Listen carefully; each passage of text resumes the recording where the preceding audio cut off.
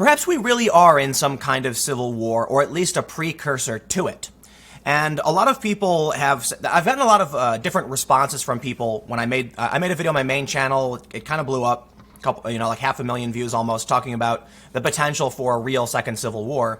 And I want to always start with a caveat. I'm not talking about, two armies side by side. It's a bit, hyperbolic or facetious when I say civil war. It's meant to be somewhat in jest, right?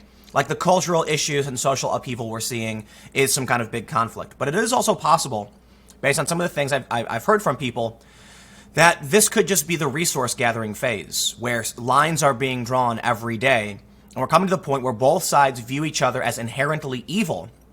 Both sides view each other as denying human rights.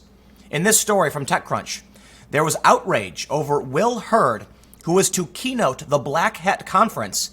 And of course, we saw the social justice outrage mob come in, and then ultimately the announcement that he has been removed. So what I want to do is I want to go through the reasons as to why, but I also want to talk about what we're seeing in terms of parallel worlds forming.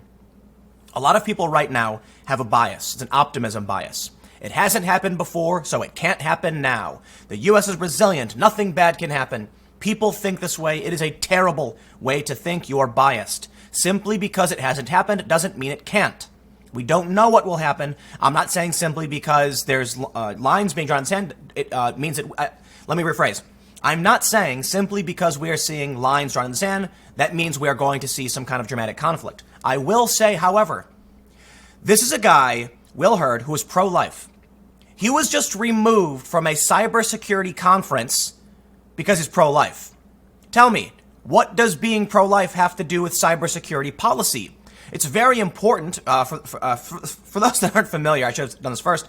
Black Hat is a cybersecurity conference for hackers, business world, security, and things like that. If somebody's making policy in this area, it would be great to have him speak and explain why. They've removed him because of something completely unrelated. So now it's an issue of your tribe and your beliefs exclude you from various parts of society. We're seeing people debanked, banned, YouTube channels shut down. Lines are being drawn in the sand, and it's getting worse every day. There's a really good example in this story that goes beyond just talking about the culture war reaching the hacker community, but it's that they said this guy denies human rights. That's what they said, straight up.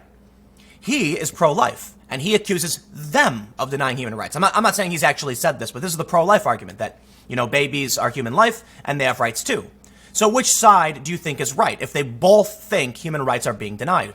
Well, let's read what the outrage is. Before we get started, head over to timcast.com/donate if you'd like to support my work. There's a monthly donation option, a crypto option, a physical address, but of course, like, comment, share, subscribe. Engagement on YouTube tells YouTube that my the channel is great, and they help promote the content. So this is from 2 days ago. They say, a decision to confirm Rep. Will Hurd as the keynote speaker at the Black Hat Security Conference this year has prompted anger and concern by some longtime attendees because of his voting record on women's rights. Full stop. Some? How many? 10? Because now there's going to be a big backlash. And I will tell you this. In my experience, what I've seen, there's been something really interesting happening in the hacker community. It's kind of split. Most of my friends who are longtime hackers are hardcore anti-SJW. And I get messages and emails from them like filling me in on what's going on in these events. But the problem is they're also not willing to take arms, metaphorically. They're not willing to stand up and get active. These people are. And these people, in my experience, because I know a lot of these people, I grew up with, in my own little hacker community and then went and became a member of some hacker spaces, and I know a ton of people.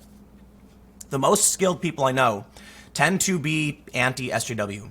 And I know a lot of people who are moderately skilled, who are social justice warriors, or SJW, or whatever, however you want to call it.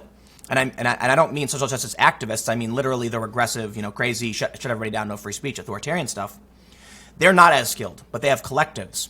The issue with cybersecurity is that one person of moderate skill could easily infect, phish, put a remote access tool or something on someone's computer. So anyway, the point is, I think this is like there's going to be a weird split here, and most people I know are messaging me saying like, this is insane. Like, why is this guy being removed? He's being removed for things totally unrelated, and I think this could escalate to something really interesting. Though it's not the first, kind of I think this may be the biggest issue related to the culture war hitting the hacker community. I could be wrong. I know there's a lot to do with a conference called DerbyCon getting shut down essentially. But let's read on. I don't want to deviate. They say, Hurd, an outspoken Texas Republican who has drawn fire from his own party for regularly opposing the Trump administration, was confirmed as keynote speaker in the conference Thursday for his background in cybersecurity. Since taking office in Texas' 23rd District, the congressman has introduced several bills that would aim to secure Internet of Things devices and pushed to reauthorize the role of a federal chief information officer. Sounds like a good idea. But several people we've spoken to have described their unease that Black Hat organizers have asked Hurd, a self-described pro-life lawmaker, given his consistent opposition to bills supporting women's rights. I ask you, TechCrunch, why did you not reach out to any of the other hackers who disagree? Notably, my friends, who are wondering why no one talks to them about these issues when they would push back. Why is that TechCrunch didn't actually try and talk to people who wanted him to speak or didn't? And it's mostly just about how everyone's outraged. They say, this is where it gets really funny. Kat Fitzgerald, an InfoSec professional and regular conference speaker, told TechCrunch that Hurd's choosing was a painfully poor choice. Simply put, in 2019, women and minorities continue to be ignored, she said. That's the picture of the guy. You may notice, for those that are watching the video, Will Hurd is not a white man. He is, my understanding is he's African-American, I don't know what his full ethnicity is, but he's been referred to as African-American. So this is a minority who has an opinion, and now he's just been canceled by a bunch of wealthy white progressives. Isn't that funny? So we can see here, this individual on Twitter said, wow, this is disappointing. Now here's what's interesting. Zach Whitaker, who wrote the story, also tweeted, Rep. Will Hurd to keynote Black Hat later this year. He's one of only a few lawmakers who get cyber, but he has a terrible voting record on women's rights. Journalism, I love it. A terrible voting record? Well, if you were to ask a pro-lifer, he has a stupendous, wonderful voting record on human rights. And this is the inherent issue. Zach Whitaker tweeted this out and then uses a response to his own tweet in his TechCrunch story. This is why I say, so let's, what, I'm done with this. Look, here's Black Hat's official statement. Black Hat has chosen to remove U.S. Rep. Will Hurd as our 2019 Black Hat USA keynote. We've posted a statement here. I was a regular attendee at Black Hat and DEF CON. I didn't go last year for very complicated business reasons. There's a lot of stuff going on. But I have been a regular attendee to DEF CON and Black Hat, two of the biggest hacker conventions in the world in Las Vegas. And it's some of the most fun you'll ever have. And they've just, DEF CON's fine. There's some issues with DEF CON getting overrun by activists who aren't hackers, and this is a really interesting phenomenon. But Black Hat choosing to do this, I'll say this, I'm done. I will never go to Black Hat. And I'm not pro-life. By no means. It's because we need to confront these people. Okay? You want to talk to somebody, you're upset about someone being pro-life? Removing him from Black Hat does literally nothing. And this is an individual who is passing policy on cyber issues. Let's hear what he has to say. And then after he's done talking, you can say, I disagree with you on pro-life, and you say whatever you want. You need to confront these ideas. But of course, it's all complete nonsense. What we're seeing is, regardless of what your skill is, social cohesion isn't working. So, I made the video the other day about the coming civil conflict or whatever it could be in response to Eric Weinstein saying that he thinks the political world is coming apart. But let me just put it this way. Let's say you like, you like the president a little bit. Well, then you get disinvited from something unrelated. Let's say you disagree with Antifa. They shut your bank account down. Activists will actually tweet out, this man has a terrible record, and then use responses in his own story. It's not journalism. This is an activist blog disguised as journalism. What do you think happens when, for unrelated reasons, people are being removed from certain portions of society? This is where the lines get drawn. I don't think we're going to see anything like North-South. I don't think we're going to see like two marching groups. I think what we're going to see is in small scale skirmishes. We've already seen pockets of pop-up violence. I don't know what you can call it. It started with the Trump rallies where people would go up and talk about Trump, and then Antifa would show up and beat the crap out of people. And now, then you have now people just walking around getting attacked. There have been like 800 instances of Trump supporters getting attacked. So the violence is here.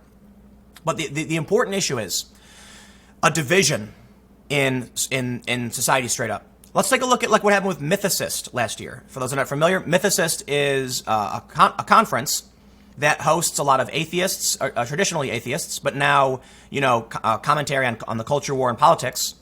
I'm going to be working with the Mythicist guys for an event at the end of August in Pittman, New Jersey. It's a Philadelphia area. Someone called in a bomb threat. Tried to get the event shut down. Why? No one there did anything. No one there. I'm 99.9% sure all the speakers were like moderates, like center left to center right. I think we actually had there was actually many progressives there.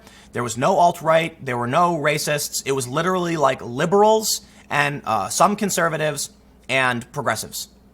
It was literally swinging to the left and someone called in a bomb threat to get shut down. We don't know who, and it doesn't matter who. The point is they are not allowing social cohesion. The outrage activists are wielding power that it's causing irreparable damage to our institutions. Why blackhat would remove this guy, it's absolutely insane.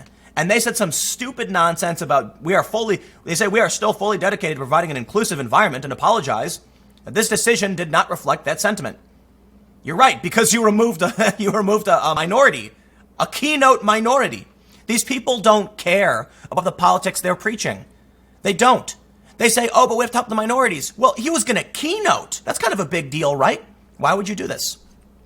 They say, blackhat has chosen to remove U.S. Rep. William Hurd as our 2019 blackhat keynote. We misjudged the separation of technology and politics, said a statement. We will continue to focus on technology and research. However, we recognize that Blackhat USA is not the appropriate platform for the polarizing political debate resulting from our choice of speaker. No. No matter who you pick, they will come for you. Check this out. This made me laugh. FireEye. We are pleased to announce that former U.S. Secretary of State Hillary Rodham Clinton will be a featured keynote at our FireEye Summit in October. Secretary Clinton will engage in an intimate Q&A keynote discussion with Kevin Mandia. Why is Hillary Clinton speaking at a cyber defense summit? She destroyed servers using a software called BleachBit, and then I believe it was her aides took hammers to smash her phones. Listen, BleachBit is pretty good. My understanding is it's not perfect, and there's always ways to recover data from a server. But let me just give you some advice. If you want to wipe all of the data from your phone, I would recommend first actually wiping the phone. I would recommend then getting a specialized software, something that's akin to BleachBit, to do a sweep. You want to do like a rewrite 7 times. I would then recommend smashing it with a hammer. I'd then recommend putting it through an industrial grater. I would then recommend lighting it all on fire and pissing on it.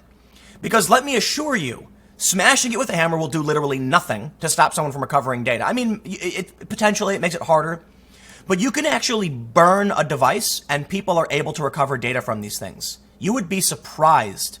You would be, maybe you wouldn't, but let me assure you, what Clinton's people did in terms of smashing things with hammers sounds like a bunch of kindergartners. It reminds me of Zoolander, when they're like, the files are in the computer and then they throw it and destroy it. Like, that's how they think things work. You could absolutely recover data from this. So here's the point I want to make, because we won't go too long on this one. They talk about, literally in this story, that minorities are being ignored. Like, what are you talking about? This dude's a minority. I'd be willing to bet this woman, Cat Fitzgerald, is a white woman. Not that it necessarily matters, but it's an issue of white, wealthy progressives attacking minorities while claiming to be anti-racist. Isn't that funny? It's actually really hilarious. But the last thing I just want to end on and reiterate is the issue being, when it hits the hacker community, I think there's a big potential for a dramatic escalation in that black hat hackers. Let me stop though. Black hat is a very corporate event. It's like people from offices.